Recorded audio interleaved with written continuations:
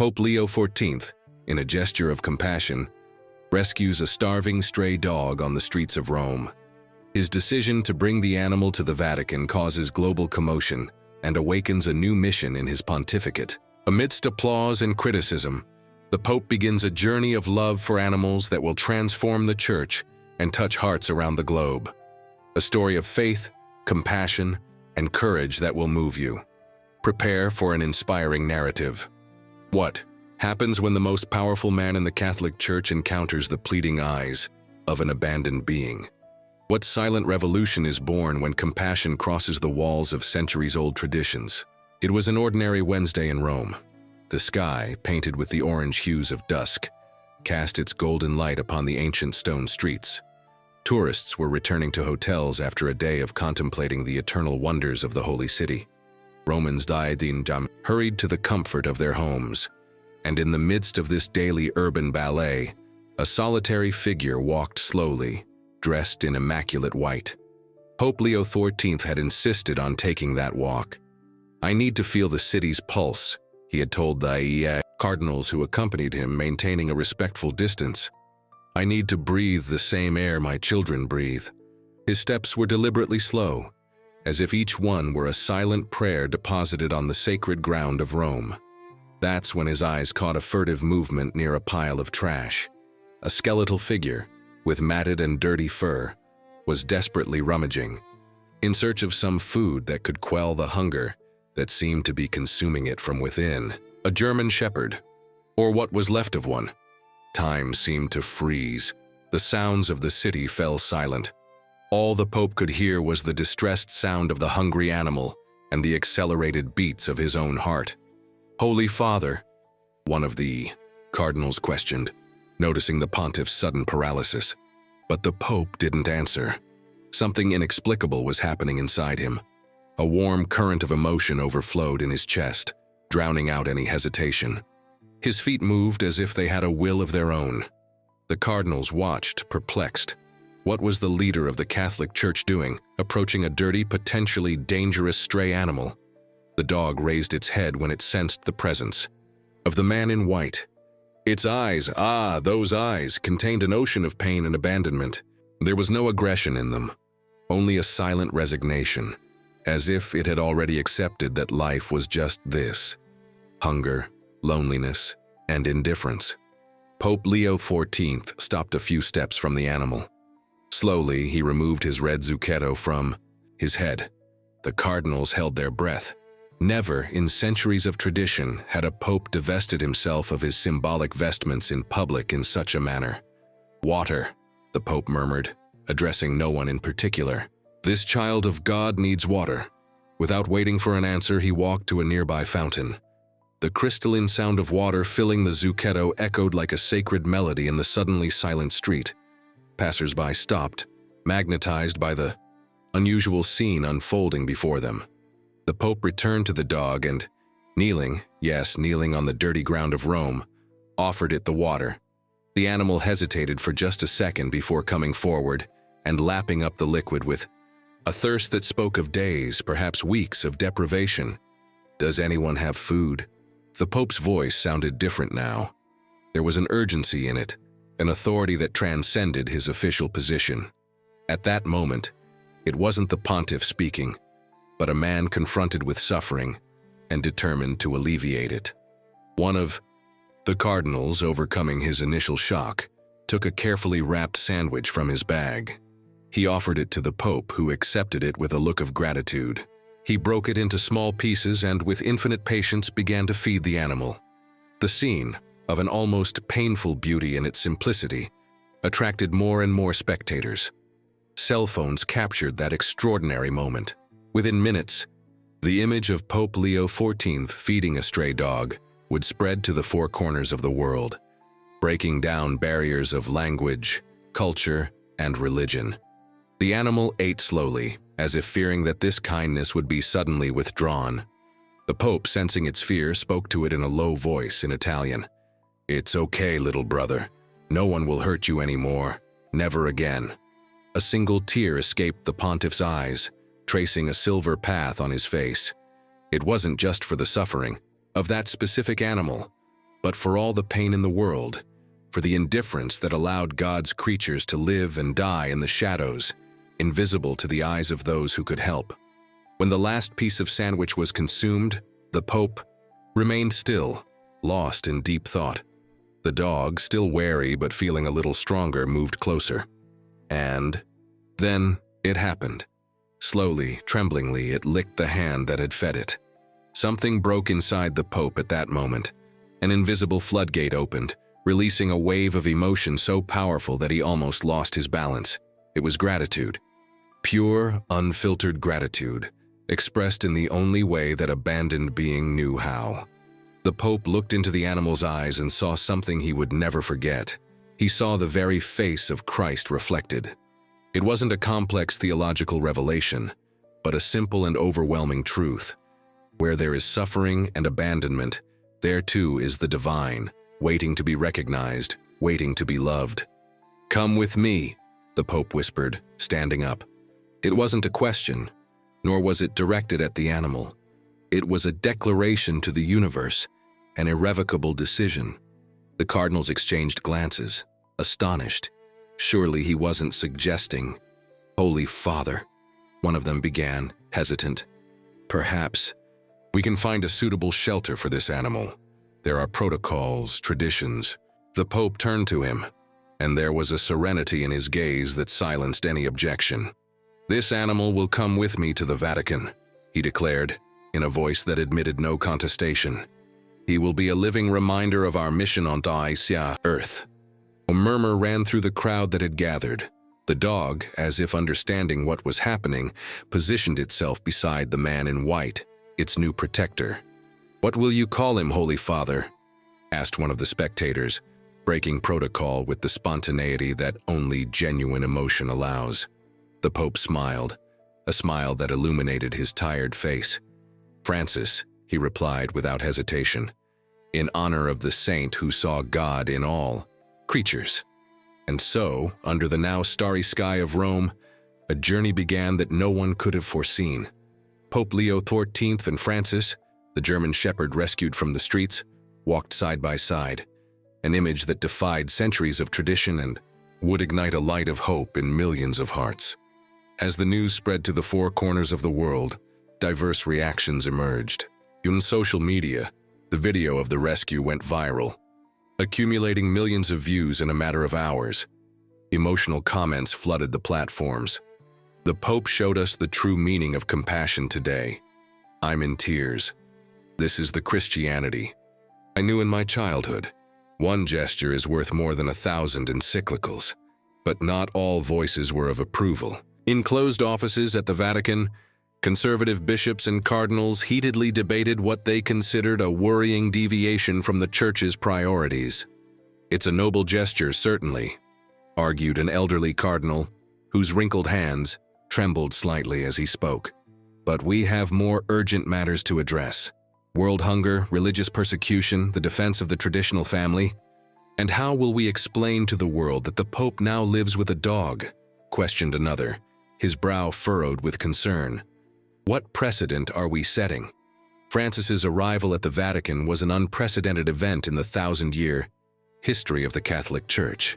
Staff scurried back and forth, improvising arrangements to accommodate the new four-legged resident. "He will stay in my personal quarters," the Pope declared, to the dismay of his closest assistants. "And we will need a veterinarian, the best we can find." On that first night, while Rome slept, Pope Leo XIV remained awake, watching the animal that now rested at the foot of his bed. Francis slept deeply, exhausted after what must have been a long journey of survival on the hostile streets. Occasionally, a tremor ran through his thin body, as if, even in sleep, he still fought against the ghosts of hunger and abandonment. "What did you teach me today, little brother?" the Pope murmured, more to himself than to the sleeping dog. "What lesson did God want to convey to me through you?" The answer came not in words, but in a certainty that grew in his heart. His mission as Pope had just gained a new dimension, a dimension that had never been explored by his predecessors. In the weeks that followed, Francis gradually transformed. His fur, once matted and lifeless, became shiny. His extreme thinness gave way to a healthier body. But the most impressive change occurred in his eyes. Fear had been replaced by a quiet confidence. The Pope, in turn, increasingly included messages about the care of animals in his public speeches. At first, they were just subtle mentions. A quote from St. Francis of Assisi here, a reference to all of God's creation there. But soon it became impossible to ignore the new emphasis of his pontificate. Every creature that suffers, he declared at a general audience that attracted tens of thousands of faithful to St. Peter's Square, is a mirror in which we can see, reflected the suffering of Christ himself. When we close our eyes to the pain of animals, we are closing our eyes to an essential part of our humanity. Francis, now wearing a collar with Vatican colors, accompanied the Pope on many of his public appearances. Their image together became a powerful symbol, transcending the boundaries of religion to touch something primitive and essential in the human heart. Meanwhile, animal shelters around the world reported an unprecedented increase in adoptions. People of all ages and backgrounds were inspired by the pontiff's example. The Francis effect, as the media dubbed it, was saving lives. But the storm brewing behind the scenes of the church finally broke when the Pope announced his intention to visit animal shelters around the world, starting with an overcrowded shelter in New York, USA. "This is madness," exclaimed an influential cardinal during a closed meeting of the College of Cardinals. "There are parishes, Catholic schools, hospitals that need the Holy Father's presence, and he chooses to visit dogs and cats?" Tension reached its peak when a group of conservative cardinals sent a formal letter to the Pope, expressing their fraternal concerns about the direction of his pontificate.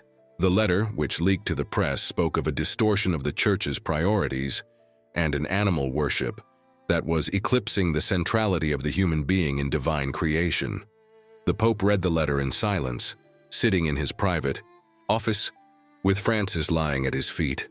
When he finished, he carefully folded the paper and closed his eyes. The pain was visible on his face. "They don't understand, my friend," he murmured, stroking the dog's head. "They still don't understand."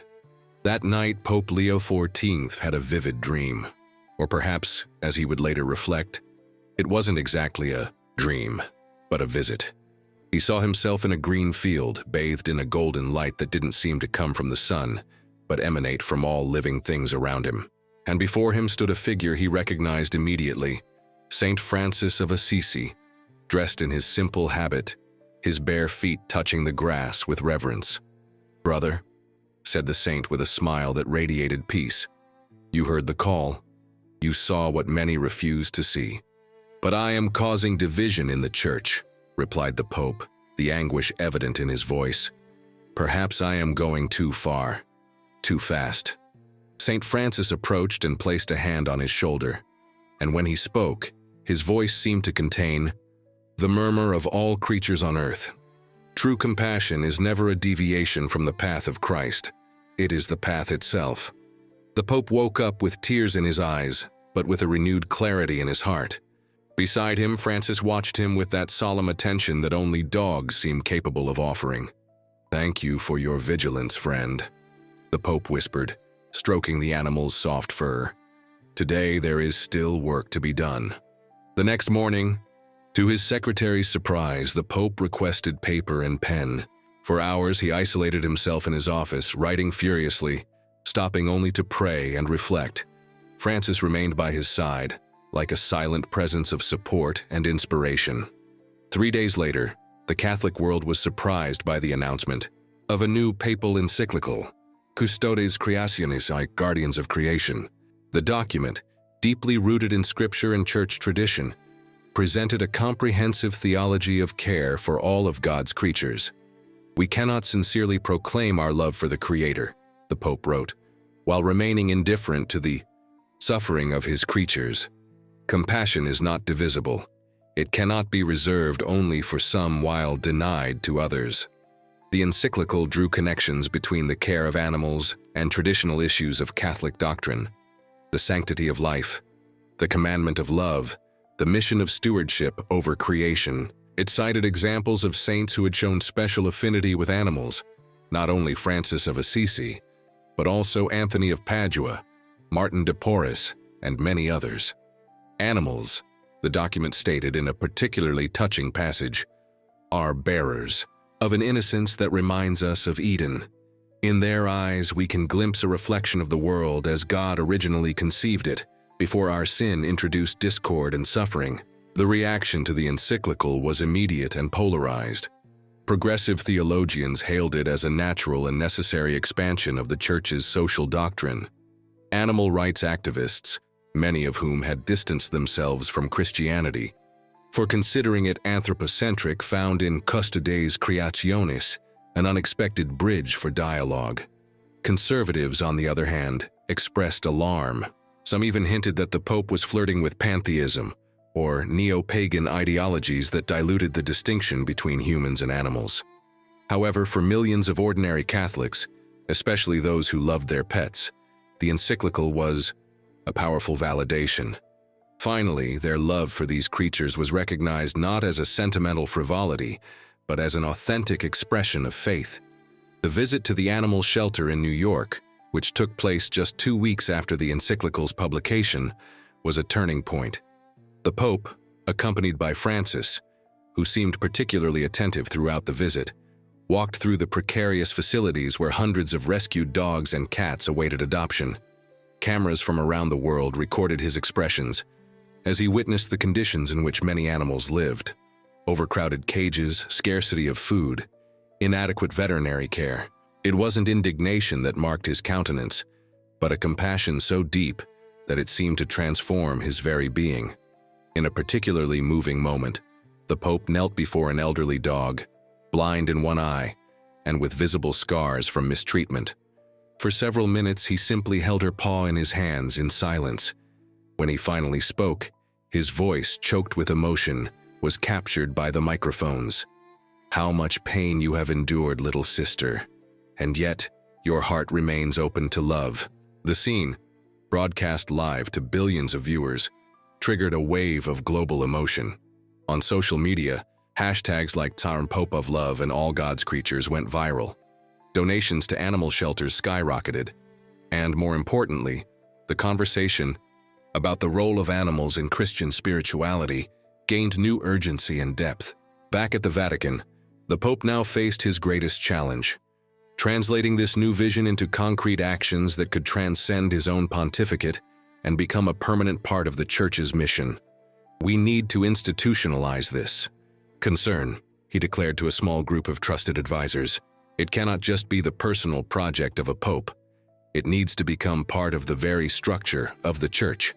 This is how the idea of the dicastery for the care of creation was born, a new Vatican department dedicated to promoting the ethics of care for all of God's creatures. The proposal was audacious.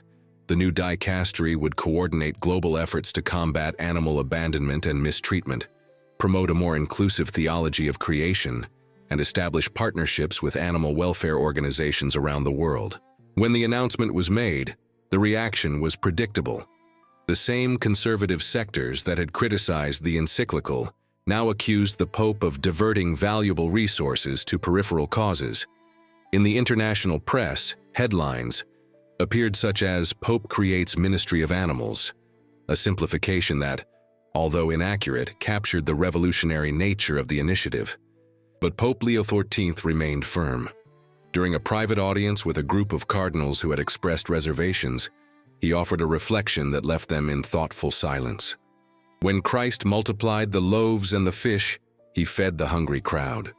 He did not ask who deserved to be fed, who had fasted properly, who had confessed their sins. He simply responded to hunger with compassion, and that is what we must do. Respond to suffering wherever we find it, without calculations, without hierarchies of priority that are often just justifications for our own indifference. The appointment of Cardinal Michael Smith, an Argentinian theologian recognized for his work on environmental ethics, to lead the new dicastery, was met with enthusiasm by the progressive sectors of the Church. Smith, who had adopted 2 rescued dogs following the Pope's example, combined a solid theological background with a genuine passion for the animal cause. Meanwhile, Francis had become a global celebrity in his own right.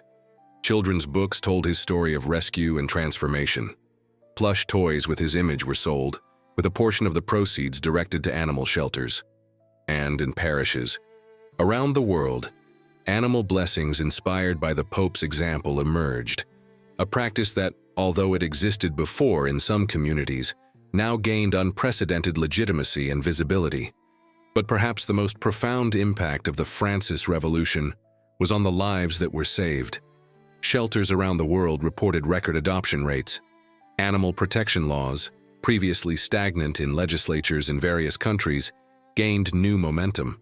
And ordinary people, inspired by the pontiff's example, discovered within themselves capacities for compassion they didn't know they possessed.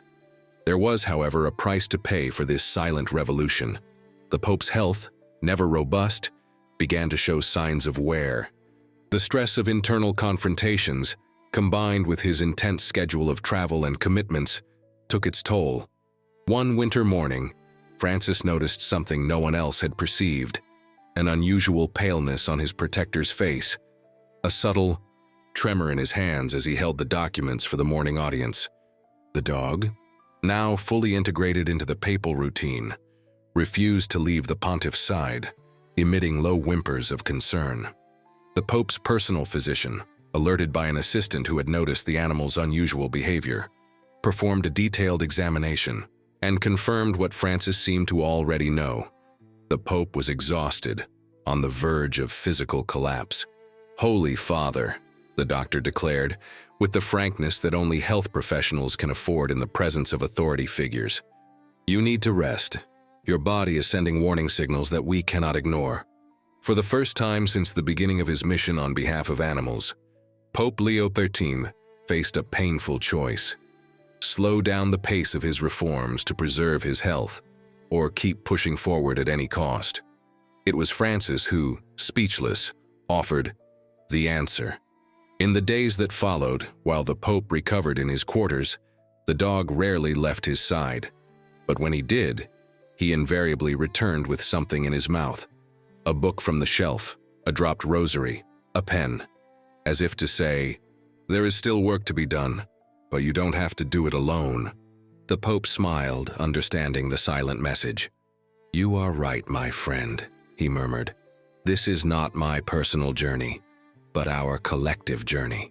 The Pope's illness, initially kept secret, eventually became public when an important ceremony had to be canceled at the last minute.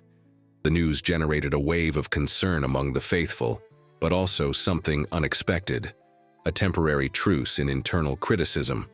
Even the most conservative cardinals, who had sharply questioned his initiatives, now expressed solidarity. Some, visiting the Pope during his convalescence, were greeted by Francis, who seemed to assess each visitor with piercing eyes before allowing them to approach. "Your dog is an excellent judge of character," commented an African cardinal after passing the canine scrutiny. "Perhaps we should consult him before our next episcopal appointments." The Pope smiled. "Francis sees what we often cannot see," he replied: "the goodness that is hidden beneath our theological differences." During this period of forced rest, the Pope had time to reflect on the path traveled and the challenges that still awaited him.